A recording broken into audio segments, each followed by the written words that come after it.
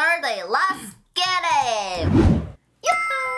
오늘의 썰데이는 썰 2개가 있는데요, 여러분. 얼핏 봤을 때 둘 다 고민 상담은 아니고 그냥 있었던 일을 바탕으로 한 썰 같아요. 첫 번째 썰 먼저 한번 읽어보도록 하겠습니다. 우리 우이가 썰이 없을까봐 따끈따끈한 썰 하나 들고 왔습니다. 뿌잉뿌잉.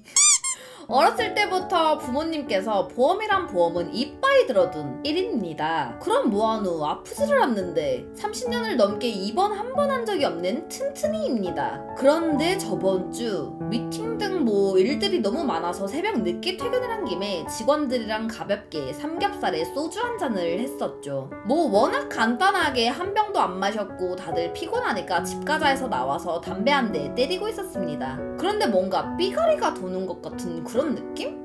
그래서 직원 한 명에게 어깨 좀 빌려달라 할까 하다가 좀 주접인 것 같아서 가만히 있었는데 갑자기 웅성웅성 소리가 들리는 겁니다. 뭐지 씨불? 하는 생각에 정신을 차렸더니 옹기종기 저를 둘러 감싸고 있는 겁니다. 마치 학창시절에 삥 뜯겼던 그 포지션에 PTSD가 오던 찰나. 영상까지 첨부해주셨어요.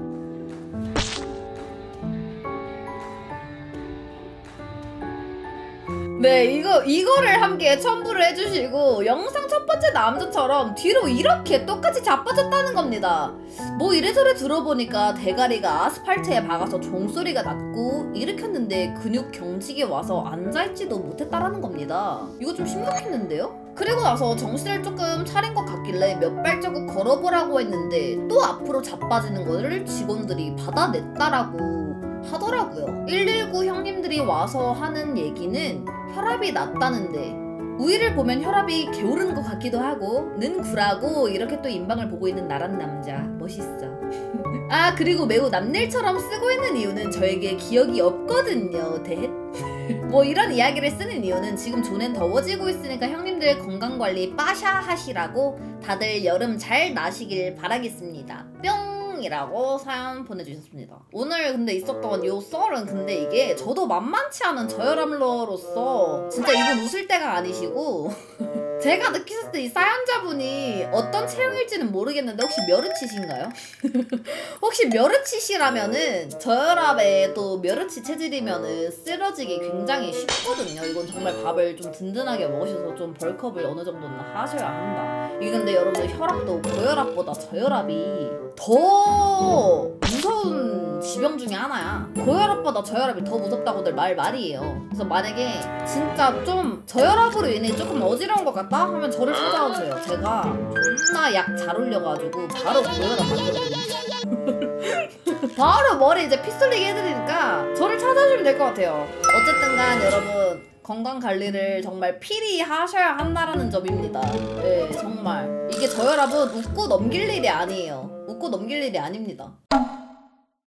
다른 썰 하나가 더 있습니다, 여러분. 두 번째 썰 한번 가보도록 하겠습니다. 안녕하세요. 한 10년도 더 된 얘기인 것 같은데 한번 풀어볼게요. 저희 아버지 쪽 친척들, 즉 친가 친정분들은 다 기독교를 믿어요. 구성원은 아버지와 밑으로 2명의 여동생, 큰고모, 작은고모 이렇게 3가족이 있고 큰고모네 식구들만 할머니 계신 지역에서 계속 살고 계셔서 명절에는 큰고모네 집에서 모여요. 식당도 하셔서 공간도 정말 충분했고요. 그러다 일이 발생하게 됩니다. 어느 날 작은 고모와 고모부가 별거를 하게 된다는 소식이 추석 직전 들려오게 되었어요. 요즘 별거를 많이들 한다고는 하지만 그래도 다들 걱정을 했었죠. 그러고 나서 몇 주가 지나 추석 명절이었고 저희 가족도 서울에서 큰고모 계신 곳으로 갔습니다. 명절이라 차가 많이 막힐 것 같아 하루 일찍 출발했어요. 그리고 화기애애 밥도 먹고 있었던 찰나 뜨거운 감자인 작은 고모가 오게 됩니다. 그리고 자연스럽게 별거에 대한 주제로 넘어갔죠.